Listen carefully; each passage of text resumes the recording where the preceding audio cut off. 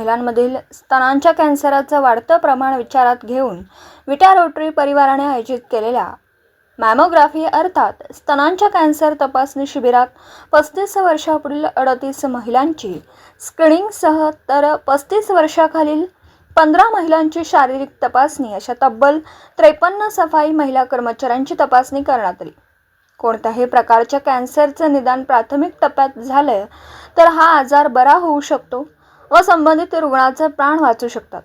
अज्ञान, लज्जा व होणारा खर्च यामुळे महिला स्तनांचे आजारांची चर्चा करण्याचे व तपासणी करून घ्यायचे टाळतात आणि परिणामी आजार पुढच्या टप्प्यात जाऊन गंभीर स्वरूप धारण करतो।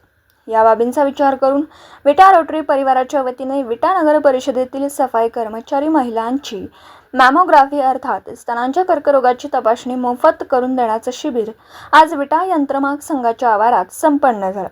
शिबिर यशस्वी करण्यासाठी रोटरीचे संस्थापक अध्यक्ष किरण तारळेकर, अध्यक्ष विक्रम जैन, सचिव अमृतराव निंबाळकर, सुरेश म्हेत्रे, लक्ष्मणराव जाधव, अनिल देशमुख, मनसूर पटेल, सागर म्हेत्रे, रोहित दिवटे, मिलिंद चौथे, अमोल माने, प्रफुल्ल निवळे, डॉक्टर लोखंडे, डॉक्टर सत्यजित साळुंके, संजय भस्मे, निळकंठ भस्मे यांनी उपस्थित राहून प्रयत्न केले।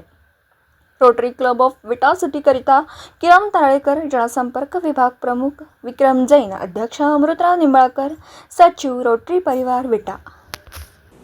दिवसभरातील घडामोडींचा आढावा घेण्यासाठी पाहत रहा N24 मराठी न्यूज चॅनल।